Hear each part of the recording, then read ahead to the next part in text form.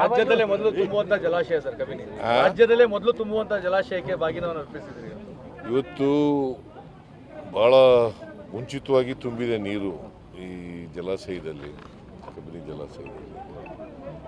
ನಾವು KRSಗೆ ಮಾಡಿದಾಗ ಬಾಗಿನ ಅರ್ಪಿಸಿದಾಗಲೇ ಇದನ್ನು ಅರ್ಪಿಸ್ಬೇಕು ಅಂತ ಮಾಡಿದ್ದು, ಸಮಯ ಸಿಗಲಿಲ್ಲ. ಹಾಗಾಗಿ ಇವತ್ತು ಬಾಗಿನ ಅರ್ಪಿಸಿದ್ವಿ. ನಿನ್ನೆ ಸಾಧನಾ ಸಮಾವೇಶ ವಿಚಾರದಲ್ಲಿ ಬಿಜೆಪಿ ಒಂದು ಟೀಕೆ ಹೊಸ ಶುರು ಮಾಡಿರುವಂಥದ್ದು. ನೀವು ನಿನ್ನೆ DK ಶಿವಕುಮಾರ್ ಅವಮಾನ ಮಾಡಿಬಿಟ್ರಿ, ಆ ಪದ ಬಳಸ್ಬಿಟ್ರಿ ಅನ್ನುವಂಥದ್ದನ್ನ ಅಶ್ವತ್ಥ ನಾರಾಯಣ ಸಮೇತ ಏನು ಸ್ವಾಗತ ಕೋರುವಂಥ ವಿಚಾರದಲ್ಲಿ. ಸ್ವಾಗತ ಯಾರು ಸ್ವಾಗತನ ಅದು ಅಲ್ಲಲ್ಲ,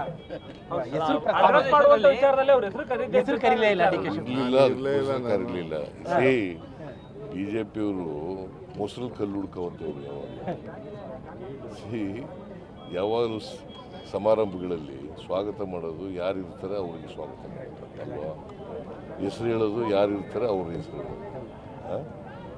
ಅವಮಾನ ಎಲ್ಲಿ ಮಾಡ್ದು ಎಲ್ಲ ನೀವು ಅವ್ರು ಕೇಳಿದ್ರೇನ್ರಿ, ಅವಮಾನ ಮಾಡ್ಲಿಲ್ಲ ಅಂತ ಹೇಳ್ಬೇಕಾಗಿತ್ತಲ್ಲ ನೀವು.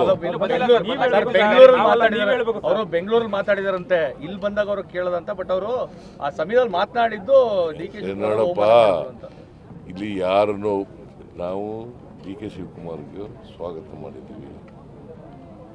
ಅವರು ಮಧ್ಯದಲ್ಲಿ ಎದ್ದು ಹೋಗಿದ್ದಾರೆ, ಅದು ಬೆಂಗಳೂರು ಡೆಲ್ಲಿಗೆ ಹೋಗ್ಬೇಕು ಅಂತ ಹೇಳ್ಬಿಟ್ಟು ಹೋಗಿದ್ದಾರೆ. ಸೊ ಅದರಿಂದ ಅವ್ರ ಹೆಸರು ಹೇಳಲಿಲ್ಲ ಅಷ್ಟೇ. ಅವ್ರು ಇರಲಿಲ್ಲ ಅಲ್ಲಿದ್ರ ಮತ್ತೆ ಅವಮಾನ ಹೆಂಗೆ? ಬಟ್ ನಿಮ್ಮಿಬ್ಬರ ಫ್ರೆಂಡ್ಶಿಪ್ ಅಥವಾ ಸಂಬಂಧದ ಬಗ್ಗೆ ಯಾವಾಗಲೂ ಬಿಜೆಪಿಗೆ ಅನುಮಾನನೇ ಇದೆಯಲ್ಲ ಅಂತ. ಯಾವ್ದು ನಮ್ಮಿಬ್ಬರ ಮಧ್ಯೆ ಒಡಕುಂಟು ಮಾಡಲಿಕ್ಕೆ ಪ್ರಯತ್ನ ಮಾಡ್ತಾರೆ. ಲಾಭ ತಗೊಳ್ಳಿಕ್ಕೆ ಅಂತ ಸರ್, ಮಾಡ್ಬಿಟ್ಟು ಲಾಭ ಆಗುತ್ತೆ ಅಂತ ರಾಜಕೀಯ ಲಾಭ ಮಾಡ್ತೀವಿ ಅಂತ ಭ್ರಮೆನಲ್ಲಿದ್ದಾರೆ ಅವರು. ಭ್ರಮೆ ಯಾವಾಗಲೂ ಕೂಡ ಭ್ರಮೆನಲ್ಲೇ ಇರಬೇಕು. ಸರ್, ಈಗ ಡಿಜಿಟಲ್ ಪೇಮೆಂಟ್ ವಿಚಾರ ರಾಜ್ಯದಲ್ಲಿ ಚರ್ಚೆ ಆಗ್ತಾ ಇದೆ. ಅಂದ್ರೆ ಸಣ್ಣ ವ್ಯಾಪಾರಿಗಳಿಗೆ ಟ್ಯಾಕ್ಸ್ ಜಾಸ್ತಿ ಆಗ್ತದೆ, ಅದು ಮಾಡಿರೋದು ರಾಜ್ಯ ಸರ್ಕಾರ. 10 ಲಕ್ಷ 20 ಲಕ್ಷ ಟ್ಯಾಕ್ಸ್ ಬರ್ತಾ ಇದೆ. GST ಮಾಡಿರೋರು government of India. GST council ಅಂತ ಇದೆ, ಅದು ಸ್ಟೇಟ್ ಗೌರ್ಮೆಂಟ್ ಅಧೀನದಲ್ಲಿ ಇಲ್ಲ, ಅದಿರೋದು ಗೌರ್ಮೆಂಟ್ ಆಫ್ ಇಂಡಿಯಾ ಅಧೀನದಲ್ಲಿ ಇರ್ತಕ್ಕಂಥದ್ದು. GST ಮಾಡ್ತಕ್ಕಂಥದ್ದು ಗೌರ್ಮೆಂಟ್ ಆಫ್ ಇಂಡಿಯಾ.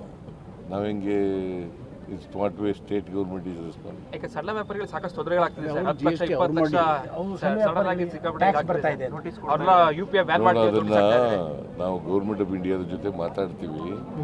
ನಮ್ದೇನಾದ್ರು ಇದ್ರೆ ನಾವು ಕಮರ್ಷಿಯಲ್ ಟ್ಯಾಕ್ಸ್ ಜೊತೆ ಮಾತಾಡಿ ತೀರ್ಮಾನ ಸರಿ. ಸಾಧನಾ ಸಮಾವೇಶದ ಬಗ್ಗೆ ಬಿಜೆಪಿ ಸಾಕಷ್ಟು ಮಾತಾಡ್ತಾ ಇದ್ರು, ನಿನ್ನೆ ಉತ್ತರ ಸಿಕ್ಕಿದ್ಯಾ ಸರ್ ಅವ್ರಿಗೆ ಅಂತ? ಯಾವ್ದು ಸಾಧನಾ ಸಮಾವೇಶದ ಬಗ್ಗೆ ತುಂಬಾ ಮಾತಾಡ್ತಾ ಇದ್ರು.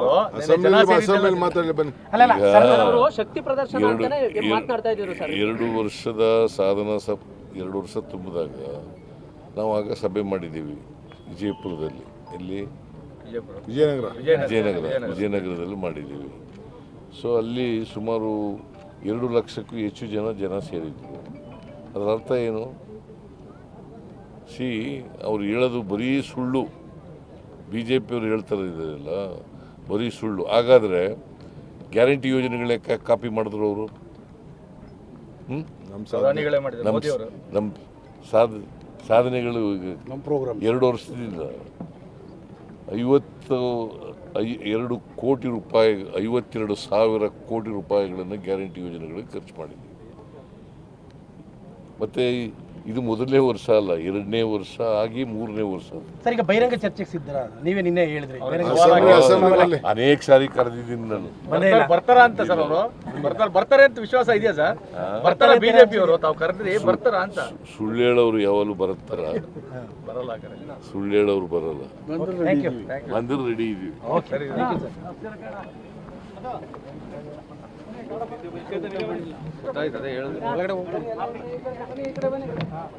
ಸಂದರ್ಭದಲ್ಲೂ ಕೂಡ ನಮ್ಮ ಕಬಿನಿ ತುಂಬಿದೆ. ಕಬಿನಿ ನಮ್ಮ ಕಷ್ಟಕಾಲದಲ್ಲಿ ಕಾವೇರಿಗೆ ನಾವು ನೀರು ಬಿಡಬೇಕು, ಎಲ್ಲ ಕಷ್ಟಕಾಲದಲ್ಲೂ ಕೂಡ ಸಹಾಯ ಆಗ್ತಾ ಇದೆ. ನಮ್ಮ MLA ಅವರು ಸ್ವಲ್ಪ ಏರಿಯಾನ ಎಕ್ಸ್ಟೆಂಡ್ ಮಾಡಬೇಕು ಅಂತ ಕೂಡ ಒಂದು ಪ್ರಸ್ತಾವನೆ ಕೊಟ್ಟಿದ್ದಾರೆ. ಮೊನ್ನೆ ನಾವು ಕ್ಯಾಬಿನೆಟ್ನಲ್ಲಿ 35 ಕೋಟಿ ರೂಪಾಯಿ ಅಷ್ಟು ವೆಚ್ಚದ ಕೆಲವು ಅಭಿವೃದ್ಧಿ ಕೆಲಸಕ್ಕೆ ನಾವು ಈಗಾಗಲೇ ತೆಗೆದುಕೊಂಡಿದ್ದೇವೆ ನಮ್ಮ ಮಹದೇಶ್ವರ ಬೆಟ್ಟದ ಕ್ಯಾಬಿನೆಟ್ನಲ್ಲಿ. ಇನ್ನು 50 ವರ್ಷ ಆಗಿದೆ ಈ ಡ್ಯಾಮ್ಗೆ, ಸುಮಾರು 15 ವರ್ಷ ಆಯಿತು ಅದಕ್ಕೆ. 59ರಿಂದ 74ರವರೆಗೆ ಕನ್ಸ್ಟ್ರಕ್ಟ್ ಮಾಡೋಕ್ಕೆ. ಇನ್ನು 88 ಕೋಟಿ ರೂಪಾಯಿದು ಡ್ರಿಪ್ ಇರಿಗೇಷನ್ ಯೋಜನೆಯಲ್ಲಿ ನಾವು ಅರೆಗಾಲೆ DPR ರೆಡಿ ಮಾಡಿ ಅನುಮೋದನೆ ಕಳಿಸಿದ್ದೀವಿ. ಇಡೀ ರಾಜ್ಯದಲ್ಲೇ ನಮ್ಮ ಟೆಕ್ನಿಕಲ್ ಟೀಮು ಎಲ್ಲ ಡ್ಯಾಮ್ಗಳು ಕೂಡ ಸೇಫ್ಟಿಗೋಸ್ಕರ ಯಾವಾಗ ನಮ್ಮದು ಇದ್ರದ್ದು ತುಂಗಭದ್ರಾದು ಸ್ವಲ್ಪ ಒಂದು ಗೇಟ್ ಎಡ್ವರ್ಟ್ ಆಯಿತು, ಆ ದೃಷ್ಟಿಯಿಂದ ಇಡೀ ರಾಜ್ಯದ ಎಲ್ಲ ಡ್ಯಾಮ್ಗಳಿಗೂ ಕೂಡ ನಾವು ಒಂದು ಟೆಕ್ನಿಕಲ್ ರಿಪೋರ್ಟ್ಗೆ ಒಂದು ಡ್ಯಾಮ್ ಸೇಫ್ಟಿಗೋಸ್ಕರ ನಾವು ಕಳಿಸ್ಕೊಟ್ಟಿದ್ದೀವಿ. ಇದನ್ನು ಕೂಡ 88 ಕೋಟಿ ರೂಪಾಯಿ ಒಂದು DPR ತಯಾರಾಗಿದೆ. ಅವ್ರು ಕೊಟ್ಟ ತಕ್ಷಣ ಏನೇ ಕೆಲಸ ಇದ್ದರೆ ಬೇರೆ ಕೆಲಸ ಎಲ್ಲ ನಿಲ್ಲಿಸ್ಬಿಟ್ಟು ನಾವು ಈ ಯೋಜನೆಗಳನ್ನು ತೆಗೆದುಕೊಳ್ಬೇಕು ಅಂತ ನಮ್ಮ ಸರ್ಕಾರ ತೀರ್ಮಾನ ಮಾಡಿದೆ. ಆದ್ದರಿಂದ ಜೊತೆಗೆ ಚಿಕ್ಕಮಗಳೂರು ಇದನ್ನು PPPಲಿ ಈಗ ಇನ್ನೊಂದ್ಸತಿ ಟೆಂಡರ್ ಕರಿಬೇಕು ಅಂತ ಹೇಳಿದ್ದಾರೆ. ಈ ಗಾರ್ಡನ್ ಎಲ್ಲ ಸ್ವಲ್ಪ ಉತ್ತೇಜನ ಮಾಡಲಿಕ್ಕೆ ಯಾರಾದ್ರು ಬಂದರೆ ನಾವು ಅವಕಾಶ ಕೊಡಲಿಕ್ಕೆ ನಾವು ಸಿದ್ಧವಾಗಿದ್ದೀವಿ. ಕಬಿನಿ ಉತ್ಸವ ಮಾಡಬೇಕು ಅನ್ನುವಂಥ ಯಾಕಂದರೆ 50 ವರ್ಷ ಆಗಿದೆ ಡ್ಯಾಮ್. ನೋಡೋಣ, ಅದು ಪ್ರಸ್ತಾವನೆ ಕೊಟ್ಟಿದ್ದಾರೆ, ಚರ್ಚೆ ಮಾಡ್ತೀನಿ. ನಾನು ಡಿಸ್ಟ್ರಿಕ್ಟ್ ಮಿನಿಸ್ಟರ್ಸ್ ಹತ್ರ ಬೇರೆ ನಾನು ಚರ್ಚೆ ಮಾಡ್ತೀನಿ. ಇದು ಇದೆ, ಕಾವೇರಿ ಆರತಿ ಇದೆ, ಇವೆಲ್ಲ ಕೂಡ ಇದೆ. ಎಲ್ಲ ನಾವು ಮಾಡಬೇಕು ಅಂತ ಹೊರಟಿದ್ದೇವೆ. ಟೂರಿಸಮ್ನ ಜಾಸ್ತಿ ಅಟ್ರಾಕ್ಟ್ ಮಾಡಬೇಕು, ಎಂಪ್ಲಾಯ್ಮೆಂಟ್ ಕ್ರಿಯೇಟ್ ಮಾಡಬೇಕು. ಇದು ನಮ್ಮ ಸರ್ಕಾರದ ಒಂದು ಸಂಕಲ್ಪ ಇದೆ. ಆ ದೃಷ್ಟಿಯಲ್ಲಿ ನಾವು ಮಾಡ್ತೀವಿ. ಬಟಾನಿಕಲ್ ಗಾರ್ಡನ್ ಮಾದರಿಯಲ್ಲಿ ಮಾಡಬೇಕು ಅಂತೇಳಿ ಆಲ್ರೆಡಿ ಎಲ್ಲ ಆಗಿದೆ ಸರ್. ನದಿಗುದಿ ಅಂತಂದ್ರೆ ಬಂಡವಾಳ ಹಾಕೋರು ಬರಬೇಕು, ಸರ್ಕಾರದಿಂದ ಹಾಕಬೇಕು. ಫಸ್ಟು ನಾವು ಪ್ರಯಾರಿಟಿ ನೀರನ್ನು ಸರಿಯಾದ ರೀತಿ ಬಳಕೆ ಆಗಬೇಕು. ಡ್ಯಾಮ್ ಸೇಫ್ಟಿ ವಿಚಾರಕ್ಕೆ ನಾವು ಮಾಡ್ತಾ ಇದ್ದೀವಿ. ಸರ್, ನೀವು ನಿನ್ನೆ ಡೆಲ್ಲಿಗೆ ಹೋಗಿದ್ದ ವಿಚಾರ ಬಹಳ ದೊಡ್ಡ ಮಟ್ಟದಲ್ಲಿ ಚರ್ಚೆ ಆಗ್ತಾ ಇದೆ. ದಿಢೀರ್ನೆ DK ಶಿವಕುಮಾರ್ ಡೆಲ್ಲಿ ನಾನು ಚೀಫ್ ಮಿನಿಸ್ಟರ್ಗೂ ನಮ್ಮ ಇವ್ರಿಗೂ ನಾನು ಹೇಳಿದೆ, ನನಗೆ ಎಮರ್ಜೆನ್ಸಿ ಬೇರೆ ಮೊದಲೇ ಪ್ರೋಗ್ರಾಮ್ ನನಗೆ ಟೈಮಿಂಗ್ ಫಿಕ್ಸ್ ಆಗಿತ್ತು.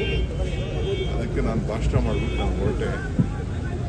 ಸದ್ಯ ಏನೋ ದೇವ್ರ ದೊಡ್ಡವನು ಚಾಮುಂಡೇಶ್ವರಿ ಕೃಪೆಯಿಂದ ನನ್ನ ಬೆಂಗಾವಲು ಗಾಡಿ ಆಕ್ಸಿಡೆಂಟ್ ಆಯಿತು. ಯಾರಿಗೂ ಏನೂ ತೊಂದರೆ ಆಗಿಲ್ಲ. ಸದ್ಯ ಭಾಳ ಸೀರಿಯಸ್ ಆಕ್ಸಿಡೆಂಟೇ ಆಯಿತು, ಪಲ್ಟಿ ಹೊಡೆದುಬಿಟ್ಟು ಗಾಡಿ.